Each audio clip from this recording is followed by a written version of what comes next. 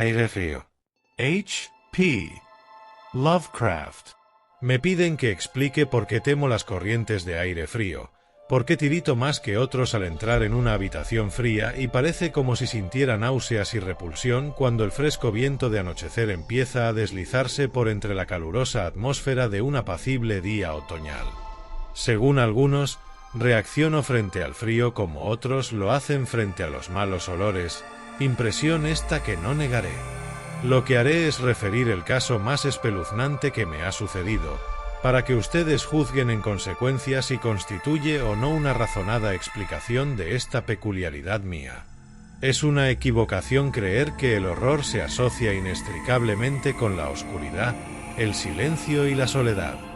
Yo me di de bruces con él en plena tarde, en pleno ajetreo de la gran urbe y en medio del bullicio propio de una destartalada y modesta pensión, en compañía de una prosaica patrona y dos fornidos hombres. En la primavera de 1923 había conseguido un trabajo bastante monótono y mal remunerado en una revista de la ciudad de Nueva York, y, viéndome imposibilitado de pagar un sustancioso alquiler, empecé a mudarme de una pensión barata a otra en busca de una habitación que reuniera las cualidades de una cierta limpieza, un mobiliario que pudiera pasar y un precio lo más razonable posible.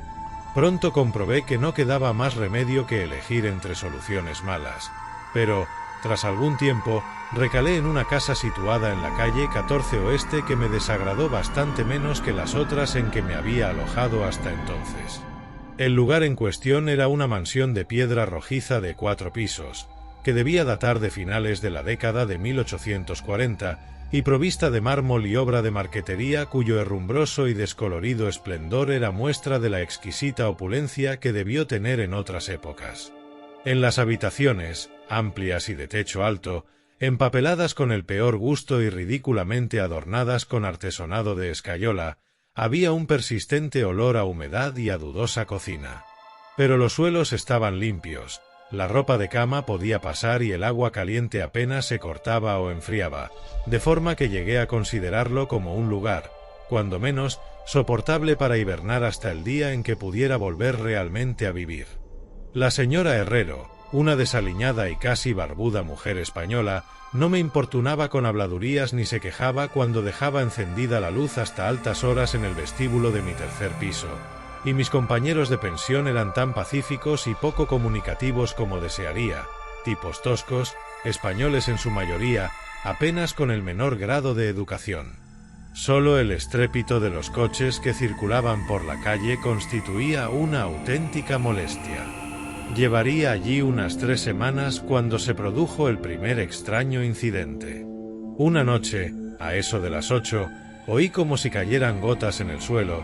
De repente, advertí que llevaba un rato respirando el acre olor característico del amoníaco. Tras echar una mirada a mi alrededor, vi que el techo estaba húmedo y goteaba. La humedad procedía, al parecer, de un ángulo de la fachada que daba a la calle. Deseoso de cortarla en su origen, me dirigí apresuradamente a la planta baja para decírselo a la señora Herrero, quien me aseguró que el problema se solucionaría de inmediato. El doctor Muñoz, dijo en voz alta mientras corría escaleras arriba delante de mí, ha debido derramar algún producto químico. Está demasiado enfermo para cuidar de sí mismo. Cada día que pasa está más enfermo, pero no quiere que nadie le atienda. Tiene una enfermedad muy extraña. Todo el día se lo pasa tomando baños de un olor la mar de raro y no puede excitarse ni acalorarse. Él mismo se hace la limpieza. Su pequeña habitación está llena de botellas y de máquinas y no ejerce de médico. Pero en otros tiempos fue famoso. Mi padre oyó hablar de él en Barcelona, y no hace mucho le curó al fontanero un brazo que se había herido en un accidente. Jamás sale. Todo lo más se le ve de vez en cuando en la terraza, y mi hijo Esteban le lleva a la habitación la comida, la ropa limpia, las medicinas y los preparados químicos. Dios mío, hay que ver la sal de amoníaco que gasta ese hombre para estar siempre fresco. La señora Herrero desapareció por el hueco de la escalera en dirección al 4º piso, y yo volví a mi habitación. El amoníaco dejó de gotear, y mientras recogía el que se había vertido y abría la ventana para que entrase aire, oí arriba los macilentos pasos de la patrona. Nunca había oído hablar al doctor Muñoz, a excepción de ciertos sonidos que parecían más bien propios de un motor de gasolina. Su andar era calmo y apenas perceptible. Por unos instantes me inquirí qué extraña dolencia podía tener aquel hombre, y si su obstinada negativa a cualquier auxilio proveniente del exterior no...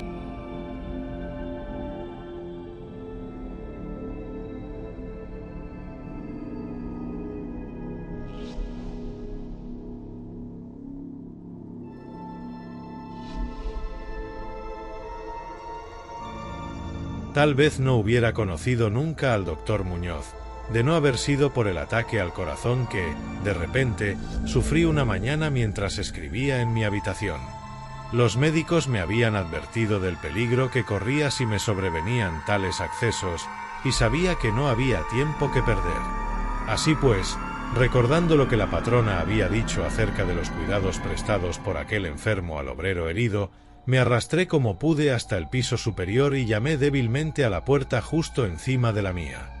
Mis golpes fueron contestados en buen inglés por una extraña voz, situada a cierta distancia a la derecha de la puerta, que preguntó cuál era mi nombre y el objeto de mi visita.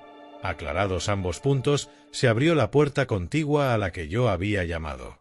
Un soplo de aire frío salió a recibirme a manera de saludo, y aunque era uno de esos días calurosos de finales de junio, me puse a tiritar al traspasar el umbral de una amplia estancia, cuya elegante y suntuosa decoración me sorprendió en tan destartalado y mugriento nido. Una cama plegable desempeñaba ahora su diurno papel de sofá, y los muebles de caoba, lujosas cortinas, antiguos cuadros y añejas estanterías hacían pensar más en el estudio de un señor de buena crianza que en la habitación de una casa de huéspedes. Pude ver que el vestíbulo que había encima del mío, la pequeña habitación llena de botellas y máquinas a la que se había referido la señora Herrero, no era sino el laboratorio del doctor, y que la principal habitación era la espaciosa pieza contigua a este, cuyos confortables nichos y amplio cuarto de baño le permitían ocultar todos los aparadores y engorrosos ingenios utilitarios. El doctor Muñoz, no cabía duda, era todo un caballero culto y refinado. La figura que tenía ante mí era de estatura baja pero extraordinariamente bien proporcionada, y llevaba un traje un tanto formal de excelente corte. Una cara de nobles facciones, de expresión firme aunque no arrogante, adornada por una recortada barba de color gris metálico, y unos anticuados quevedos que protegían unos oscuros y grandes ojos coronando una nariz aguileña, conferían un toque moruno a una fisonomía por lo demás predominante celtibérica. El abundante y bien cortado pelo, que era prueba de puntuales visitas al barbero, estaba partido con gracia por una raya encima de su respetable frente. Su aspecto general sugería una inteligencia fuera de lo corriente y una crianza y educación excelente. No obstante, al ver al doctor Muñoz en medio de aquel chorro de aire frío, experimenté una repugnancia que nada en su aspecto parecía justificar. Solo la palidez de su tez y la extrema frialdad de su tacto podrían haber proporcionado un fundamento físico para semejante sensación, e incluso ambos defectos eran excusables habida cuenta de la enfermedad que padecía aquel hombre. Mi desagradable impresión pudo también deberse a aquel extraño frío, pues no tenía nada de normal en tan caluroso día, y lo anormal suscita siempre aversión, desconfianza y miedo. Pero la repugnancia cedió pronto paso a la admiración, pues las extraordinarias dotes de aquel singular médico se pusieron al punto de manifiesto a pesar de aquellas heladas y temblorosas manos por las que parecía no circular sangre. Le bastó una mirada para saber lo que me pasaba, siendo sus auxilios de una destreza magistral. Al tiempo, me tranquilizaba con una voz finamente modulada, aunque extrañamente hueca y carente de todo timbre, diciéndome que él era el más implacable enemigo de la muerte, y que había gastado su fortuna personal y perdido a todos sus amigos por dedicarse toda su vida a extraños experimentos para hallar la forma de detener y extirpar la muerte. Algo de benevolente fanatismo parecía advertirse en aquel hombre, mientras seguía hablando en un tono casi locuaz al tiempo que me auscultaba el pecho y mezclaba las drogas que había cogido de la pequeña habitación destinada al laboratorio hasta conseguir la dosis de vida. Evidentemente, la compañía de un hombre educado debió parecerle una rara novedad en aquel miserable antro, de ahí que se lanzara a hablar más de lo acostumbrado a medida que rememoraba tiempos mejores. Su voz, aunque algo rara, tenía al menos un efecto sedante, y ni siquiera pude percibir su respiración mientras las fluidas frases salían con exquisito esmero de su boca. Trató de distraerme de mis preocupaciones hablándome de sus teorías y experimentos, y recuerdo con qué tacto me consoló acerca de mi frágil corazón insistiendo en que la voluntad y la conciencia son más fuertes que la vida orgánica misma. Decía que, si lograba mantenerse saludable y en buen estado el cuerpo, se podía, mediante el esforzamiento científico de la voluntad y la conciencia, conservar una especie de vida nerviosa, cualesquiera que fuesen los graves defectos, disminuciones o incluso ausencias de órganos específicos que se sufrieran. Algún día, me dijo medio en broma, me enseñaría cómo vivir o, al menos, llevar una cierta existencia consciente, sin corazón. Por su parte, sufría de una serie de dolencias que le obligaban a seguir un régimen muy estricto, que incluía la necesidad de estar expuesto constantemente al frío.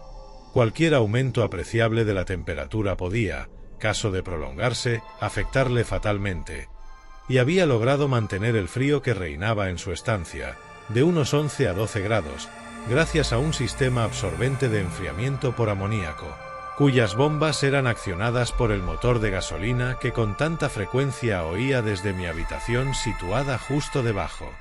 Recuperado del ataque en un tiempo extraordinariamente breve, salí de aquel lugar helado convertido en ferviente discípulo y devoto del genial recluso.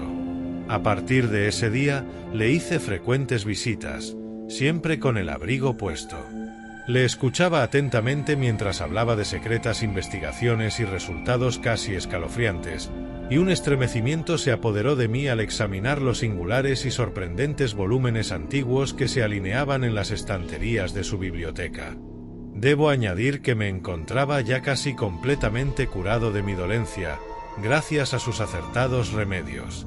Al parecer, el doctor Muñoz no desdeñaba los conjuros de los medievalistas, pues creía que aquellas fórmulas crípticas contenían raros estímulos psicológicos que bien podrían tener efectos indecibles sobre la sustancia de un sistema nervioso en el que ya no se dieran pulsaciones orgánicas. Me impresionó grandemente lo que me contó del anciano doctor Torres, de Valencia, con quien realizó sus primeros experimentos y que le atendió a él en el curso de la grave enfermedad que padeció 18 años atrás y de la que procedían sus actuales trastornos.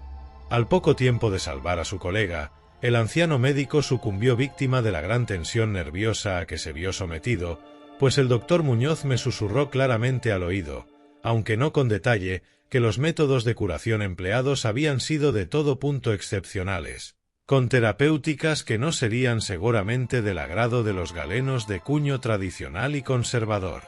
A medida que transcurrían las semanas, observé con dolor que el aspecto físico de mi amigo iba desmejorándose, lenta pero irreversiblemente, tal como me había dicho la señora Herrero. Se intensificó el lívido aspecto de su semblante, su voz se hizo más hueca e indistinta, sus movimientos musculares perdían coordinación de día en día y su cerebro y voluntad desplegaban menos flexibilidad e iniciativa. El doctor Muñoz parecía darse perfecta cuenta de tan lamentable empeoramiento, y poco a poco su expresión y conversación fueron adquiriendo un matiz de horrible ironía que me hizo recobrar algo de la indefinida repugnancia que experimenté al conocerle. Recuerda, si te está gustando nuestro contenido, no olvides suscribirte y dejar tu me gusta y activar la campanita para que no te pierdas ningún vídeo. El doctor Muñoz adquirió con el tiempo extraños caprichos, aficionándose a las especias exóticas y al incienso egipcio, hasta el punto de que su habitación se impregnó de un olor semejante al de la tumba de un faraón enterrado en el Valle de los Reyes. Al mismo tiempo, su necesidad de aire frío fue en aumento, y con mi ayuda, amplió los conductos de amoníaco de su habitación y transformó las bombas y sistemas de alimentación de la máquina de refrigeración hasta lograr que la temperatura descendiera a un punto entre 1 y 4 grados, y, finalmente, incluso a 2 bajo cero. El cuarto de baño y el laboratorio conservaban una temperatura algo más alta, a fin de que el agua no se helara y pudieran darse los procesos químicos. El huésped que habitaba en la habitación contigua se quejó del aire glacial que se filtraba a través de la puerta de comunicación, así que tuve que ayudar al doctor a poner unos tupidos cortinajes para solucionar el problema. Una especie de creciente horror, desmedido y morboso, pareció apoderarse de él. No cesaba de hablar de la muerte, pero estallaba en sordas risas cuando, en el curso de la conversación, se aludía con suma delicadeza a cosas como los preparativos para el entierro o los funerales. Con el tiempo, el doctor acabó convirtiéndose en una desconcertante y hasta desagradable compañía. Pero, en mi gratitud por haberme curado, no podía abandonarle en manos de los extraños que le rodeaban, así que tuve buen cuidado de limpiar su habitación y atenderle en sus necesidades cotidianas, embutido en un grueso gabán que me compré especialmente para tal fin. Asimismo, le hacía el grueso de sus compras, aunque no salía de mi estupor ante algunos de los artículos que me encargaba comprar en las farmacias y almacenes de productos químicos. Una creciente e indefinible atmósfera de pánico parecía desprenderse de su estancia. La casa entera, como ya he dicho, despedía un olor a humedad, pero el olor de las habitaciones del doctor Muñoz era aún peor, y, no obstante las especias, el incienso y el acre perfume de los productos químicos de los ahora incesantes baños que insistía en tomar sin ayuda alguna, comprendí que aquel olor debía guardar relación con su enfermedad, y me estremecí al pensar cuál podría ser. La señora Herrero se santiguaba cada vez que se cruzaba con él, y finalmente lo abandonó por entero en mis manos, no dejando siquiera que su hijo Esteban siguiese haciéndole los recados.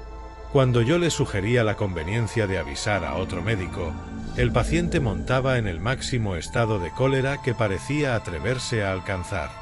Temía sin duda el efecto físico de una violenta emoción, pero su voluntad y coraje crecían en lugar de menguar, negándose a meterse en la cama. La lasitud de los primeros días de su enfermedad dio paso a un retorno de su vehemente ánimo, hasta el punto de que parecía desafiar a gritos al demonio de la muerte aun cuando corriese el riesgo de que el tradicional enemigo se apoderase de él. Dejó prácticamente de comer, algo que curiosamente siempre dio la impresión de ser una formalidad en él, y sólo la energía mental que le restaba parecía librarle del colapso definitivo. Adquirió la costumbre de escribir largos documentos, que sellaba con cuidado y llenaba de instrucciones para que a su muerte los remitiera yo a sus destinatarios. Estos eran en su mayoría de las Indias occidentales, pero entre ellos se encontraba un médico francés famoso en otro tiempo y al que ahora se daba por muerto, y del que se decían las cosas más increíbles. Pero lo que hice en realidad fue quemar todos los documentos antes de enviarlos o abrirlos. El aspecto y la voz del doctor Muñoz se volvieron absolutamente espantosos y su presencia casi insoportable. Un día de septiembre, una inesperada mirada suscitó una crisis epiléptica en un hombre que había venido a reparar la lámpara eléctrica de su mesa de trabajo, ataque este del que se recuperó gracias a las indicaciones del doctor mientras se mantenía lejos de su vista. Aquel hombre, harto sorprendentemente, había vivido los horrores de la Gran Guerra sin sufrir tamaña sensación de terror. Un día, a mediados de octubre, sobrevino el horror de los horrores de forma pasmosamente repentina. Una noche, a eso de las 11, se rompió la bomba de la máquina de refrigeración, por lo que pasadas 3 horas resultó imposible mantener el proceso de enfriamiento del amoníaco. El doctor Muñoz me avisó dando golpes en el suelo, y yo hice lo imposible por reparar la avería, mientras mi vecino no cesaba de lanzar imprecaciones en una voz tan exánime y espeluznantemente hueca que excede toda posible descripción. Mis esfuerzos de aficionado, empero, resultaron inútiles, y cuando al cabo de un rato me presenté con un mecánico de un garaje nocturno cercano, comprobamos que nada podía hacerse hasta la mañana siguiente, pues hacía falta un nuevo pistón. La rabia y el pánico del moribundo ermitaño adquirieron proporciones grotescas, dando la impresión de que fuera a quebrarse lo que quedaba de su debilitado físico, hasta que en un momento dado un espasmo le obligó a llevarse las manos a los ojos y precipitarse hacia el cuarto de baño. Salió de allí a tientas con el rostro fuertemente vendado y ya no volví a ver sus ojos. El frío reinante en la estancia empezó a disminuir de forma harto apreciable y a eso de las 5 de la mañana el doctor se retiró al cuarto de baño, al tiempo que me encargaba le procurase todo el hielo que pudiera conseguir en las tiendas y cafeterías abiertas durante la noche. Cada vez que regresaba de alguna de mis desalentadoras correrías y dejaba el botín delante de la puerta cerrada del baño, podía oír un incansable chapoteo dentro y una voz ronca que gritaba: Más. Más. Finalmente, amaneció un caluroso día, y las tiendas fueron abriendo una tras otra. Le pedí a Esteban que me ayudara en la búsqueda del hielo mientras yo me encargaba de conseguir el pistón. Pero, siguiendo las órdenes de su madre, el muchacho se negó en redondo. En última instancia, contraté los servicios de un haragán de aspecto zarrapastroso a quien encontré en la esquina de la 8ª Avenida, a fin de que le subiera al paciente hielo de una pequeña tienda en que le presenté, mientras yo me entregaba con la mayor diligencia a la tarea de encontrar un pistón para la bomba y conseguir los servicios de unos obreros competentes que lo instalaran. La tarea parecía interminable, y casi llegué a montar tan en cólera como mi ermitaño vecino al ver cómo transcurrían las horas yendo de acá para allá sin aliento y sin ingerir alimento alguno, tras mucho telefonear en vano e ir de un lado a otro en metro y automóvil. Serían las 12 cuando muy lejos del centro encontré un almacén de repuestos donde tenían lo que buscaba, y aproximadamente hora y media después llegaba a la pensión con el instrumental necesario y 2 fornidos y avezados mecánicos. Había hecho todo lo que estaba en mi mano, y solo me quedaba esperar que llegase a tiempo. Sin embargo, un indecible terror me había precedido. La casa estaba totalmente alborotada, y por encima del incesante parloteo de las atemorizadas voces pude oír a un hombre que rezaba con profunda voz debajo. Algo diabólico flotaba en el ambiente, y los huéspedes pasaban las cuentas de sus rosarios al llegar hasta ellos el olor que salía por debajo de la atrancada puerta del doctor. Al parecer, el tipo que había contratado salió precipitadamente dando histéricos alaridos al poco de regresar de su segundo viaje en busca de hielo. Quizás se debiera todo a un exceso de curiosidad. En la precipitada huida no pudo, desde luego, cerrar la puerta tras de sí, pero lo cierto es que estaba cerrada y a lo que parecía, desde el interior. Dentro no se oía el menor ruido, salvo un indefinible goteo lento y espeso. Tras consultar brevemente con la señora Herrero y los obreros, no obstante el miedo que me tenía atenazado, opiné que lo mejor sería forzar la puerta. Pero la patrona halló el modo de hacer girar la llave desde el exterior sirviéndose de un artilugio de alambre. Con anterioridad, habíamos abierto las puertas del resto de las habitaciones de aquel ala del edificio, y otro tanto hicimos con todas las ventanas. A continuación, y protegidas las narices con pañuelos, penetramos temblando de miedo en la hedionda habitación del doctor que, orientada al mediodía, abrasaba con el caluroso sol de primeras horas de la tarde. Una especie de rastro oscuro y viscoso llevaba desde la puerta abierta del cuarto de baño a la puerta de vestíbulo, y desde aquí al escritorio, donde se había formado un horrible charco. Encima de la mesa había un trozo de papel, garrapateado a lápiz por una repulsiva y ciega mano, terriblemente manchado, también, al parecer, por las mismas garras que trazaron apresuradamente las últimas palabras. El rastro llevaba hasta el sofá en donde finalizaba inexplicablemente. Lo que había, o hubo, en el sofá es algo que no puedo ni me atrevo a decir aquí. Pero esto es lo que, en medio de un estremecimiento general, descifré del pringoso y embardunado papel, antes de sacar una cerilla y prenderla a fuego hasta quedar solo una pavesa, lo que conseguí descifrar aterrorizado mientras la patrona y los 2 mecánicos salían disparados de aquel infernal lugar hacia la comisaría más próxima para balbucear sus incoherentes historias. Las nauseabundas palabras resultaban poco menos que increíbles en aquella amarillenta luz solar, con el estruendo de los coches y camiones que subían tumultuosamente de la abigarrada calle 14, pero debo confesar que en aquel momento creí lo que decían. Si las creo ahora es algo que sinceramente ignoro. Hay cosas acerca de las cuales es mejor no especular, y todo lo que puedo decir es que no soporto lo más mínimo el olor a amoníaco y que me siento desfallecer ante una corriente de aire excesivamente frío. Ha llegado el final, rezaban aquellos hediondos garrapatos. No queda hielo. El hombre ha lanzado una mirada y ha salido corriendo. El calor aumenta por momentos y los tejidos no pueden resistir. Me imagino que lo sabe. Lo que dije sobre la voluntad, los nervios y la conservación del cuerpo una vez que han dejado de funcionar los órganos. Como teoría era buena, pero no podía mantenerse indefinidamente. No conté con el deterioro gradual. El doctor Torres lo sabía, pero murió de la impresión. No fue capaz de soportar lo que hubo de hacer. Tuvo que introducirme en un lugar extraño y oscuro, cuando hizo caso a lo que le pedía en mi carta y logró curarme. Los órganos no volvieron a funcionar. Tenía que hacerse a mi manera, conservación artificial, pues, comprende, yo fallecí en aquel entonces, hace ya 18 años. Gracias por llegar al final, por ser parte de nuestra comunidad y por tu apoyo. Si les gustó el video, los invito a seguir viendo nuestro contenido y compartir sus opiniones en los comentarios. Y a continuación te dejamos algunos videos que podrían gustarte.